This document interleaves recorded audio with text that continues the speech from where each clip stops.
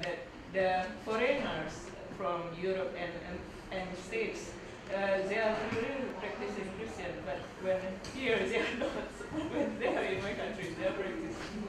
Yeah, right, that's true. It's so it is for some Muslims when they come here. Yeah, that's true. They drop whatever it is, but when they are back home, they become Muslim. I have friends, I know some friends, Libya, Algeria, when they are in Aberdeen, they are not Muslims, but when they get back, but some is different. It's a Muslim anywhere. And yeah, I try. I'm not perfect. Okay? I saw your picture about the interview. So you have it here, the interview. Which one? You had interview, I don't know, in Ikra. Oh yeah. Do you have it here as well? It's not here, but. Alright, okay. So what interview is it? No, I'm not going to do interviews. No, the one that is I was doing like TV presenting for 2 years. Oh, you do TV presenting. Oh, you interview people. Alright, Business. okay. What I was trying to teach In people. Egypt? No, here in Egypt as well. I went to Egypt. Oh, you've been to Egypt? Yeah, and there's a bigger studio. What station? I was on Sky. I was on different channels, 4 different channels really.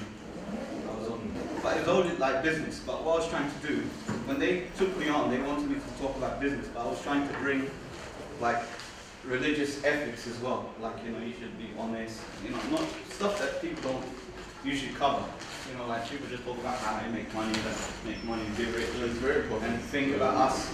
I was trying to teach people how to also contribute. So only get involved in activity that has a social benefit as well.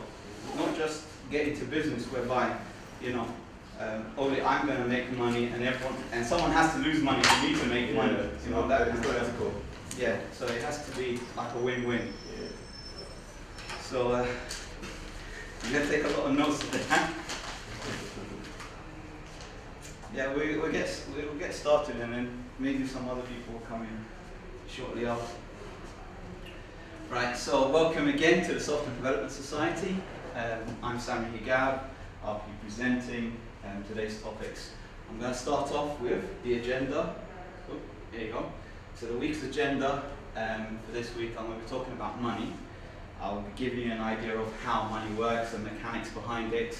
By the way, I'm a graduate in economics, so I know a little bit about how that works as well. And I'll be talking about my project that I'm proposing to do at the university. Plus, after that, we're going to take a little break. If you need a break, ask questions, that kind of stuff. And then I'll be going into web technologies. Specifically, I'll be covering PHP.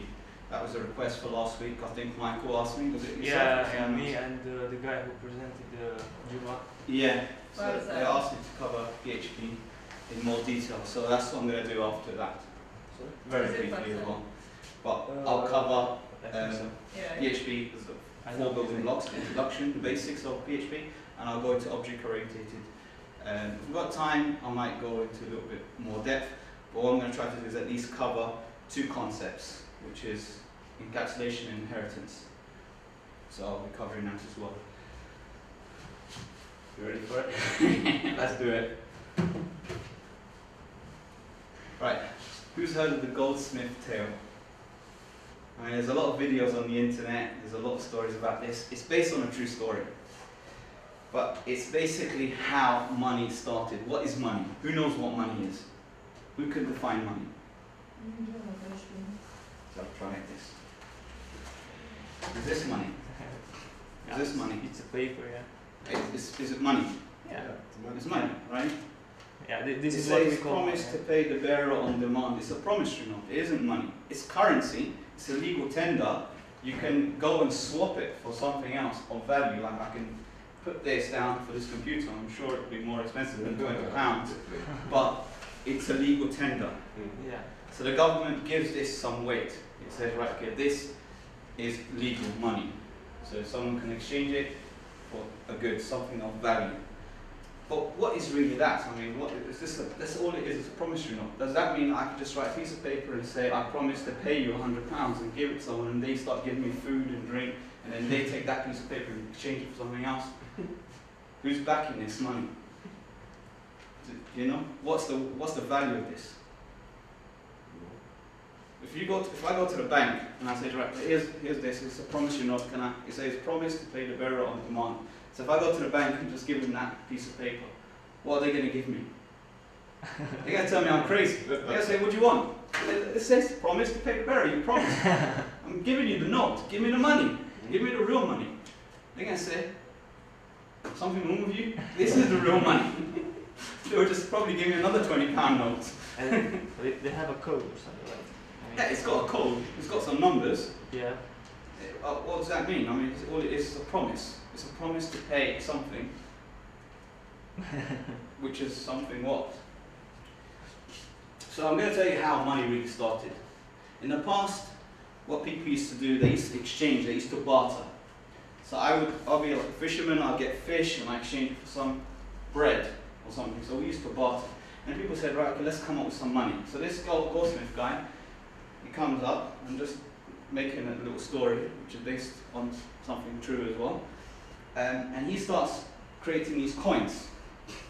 And he says, instead of you carrying the fish and it's a lot of weight and you're using it as money, you exchange all this goods for these coins. And these coins then can be exchanged in the market. Now these coins are based on gold and silver, which have some sort of a value in the market. So people started doing that, but then they didn't like carrying coins around. So they thought, okay, we'll store it with that guy and we'll take a certificate, which is like a piece of paper. They said, right, okay, I've got 10 coins, 10 gold coins stored. And then they found it more convenient to carry the paper in their pocket and then exchange it. Look, I'll take that, the apples in exchange for that piece of paper, which you can go to that goldsmith and then take the apples or take the gold, take the value. So the money started circulating, this paper money started circulating in the market. And then the goldsmith guy, he had this ingenious idea. Why didn't I think of this before? People are not coming here to collect their gold. Very rarely they would come in and say, right, give me the gold.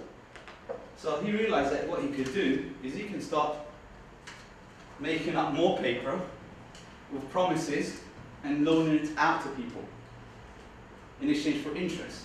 So all of a sudden now he's loaning out gold or pieces of paper which doesn't have the backing for in the gold reserve in exchange for interest.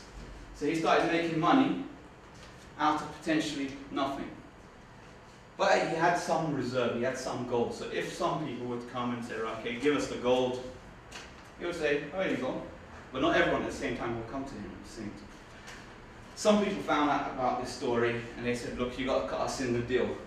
You're making some money out of this, you're making money out of our gold, give us something. So he started giving them a smaller percentage of what he's earning from the interest.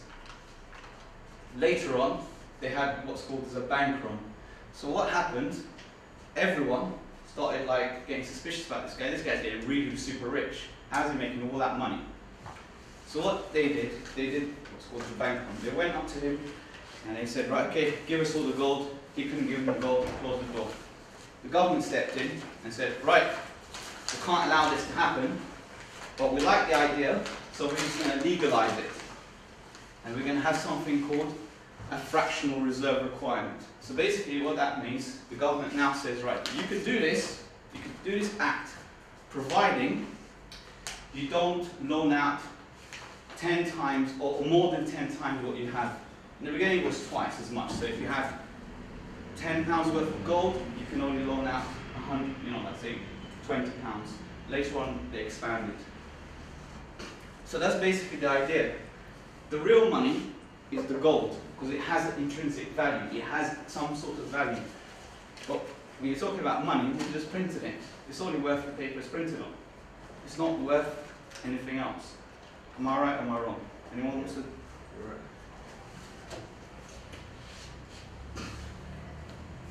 So that's the goldsmith tale. It's a short story which kind of illustrates. Now the myth of money, a lot of people think there's a Federal Reserve and it's part of the government and they have the gold that backs the thing.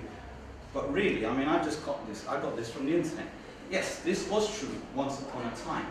Until 1971. What happened in 1971? The British government and the French government, they went to the US and they said, right, okay, we want our gold. in exchange for that dollars that we have here. And they said, well, we can't give you.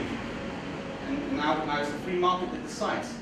But what you can do, you can actually go out there, they're pegged on the US dollar, you can go out there and you can start loaning out.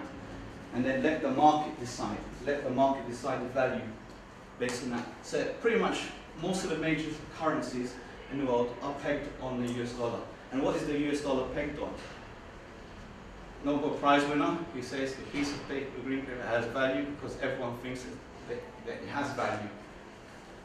So while people believe it has some sort of value, that's the only thing that's giving it value, is the value of what everyone perceives the value of the money is. But really, it has nothing.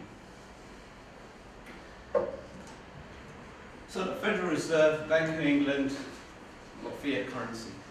The Federal Reserve is pretty much a private organisation. So I go start a company and I do a contract with the government. I will print the paper for you on the promise that you pay me back that piece of paper plus interest.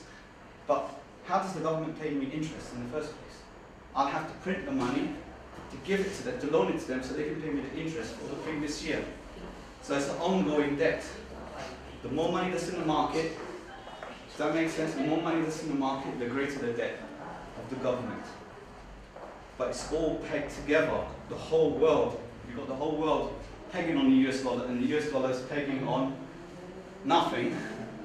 So if the US dollar falls, you have a whole economical collapse, because everyone's based on that. Check it out, go on the internet, do your research, and you'll find that as well. The Bank of England, a lot of people think, what are you thinking, Michael? What? So the Bank of England as well, I did a bit of research on the internet, it's a public independent company. It used to be part of the government, it used to be controlled and managed, but now it's completely independent. It's public, it can be audited, you can see the accounts, all that stuff, but it's independent. And that's the world of fiat money. The more debt, the higher the tax the government needs to increase in order to pay for that debt. So they circulate the money, and then somehow they need to get the money back. So they have to tax the people, and then that makes products more expensive, because as you increase the circulation of money, it's not anything. If this was £1 today,